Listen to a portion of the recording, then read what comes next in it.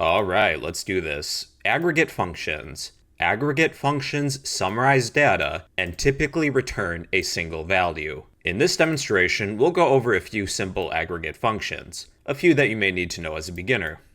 We'll need some data to work with. We'll begin by creating an array. Array equals np, call the array function, and let's create a 2D array. I'll add the numbers 1 through 5, 1, 2, 3, 4, 5, and 6 through 10, 6, 7, 8, 9, 10. To sum all the elements in this array, you can use the sum aggregate function. I'll place this within a print statement. Access NumPy as np, call the sum function, pass in our array.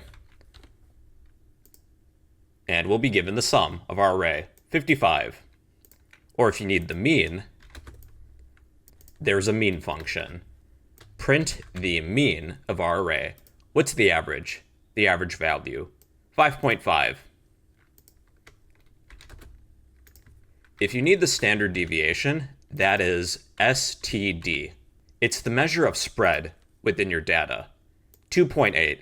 This is more of a statistics term. But just remember, in the future, you do have access to a standard deviation function. Or if you need the variance, that is VAR. VAR. 8.25. The variance is the square of the standard deviation. Again, it's more of a statistics thing. You may not use it anytime soon, but you do have access to it. If you need the minimum value, there's a min function. np.min, pass in your array. This will give you the minimum value, 1. Or there's max. np.max, pass in your array, 10. If you need the position of the minimum value, there's a function for that. It's arg, meaning argument, min. What is the position of the minimum value? This function will return the index number, 0. That's the first index. Or the max, that would be aggmax. Then pass in your array. What is the index of the greatest value? That is 9. 0, 1, 2, 3, 4, 5, 6, 7, 8, 9. Now with your set of data, you can select an axis. For example, I would like to sum all columns. Here's how I would do that.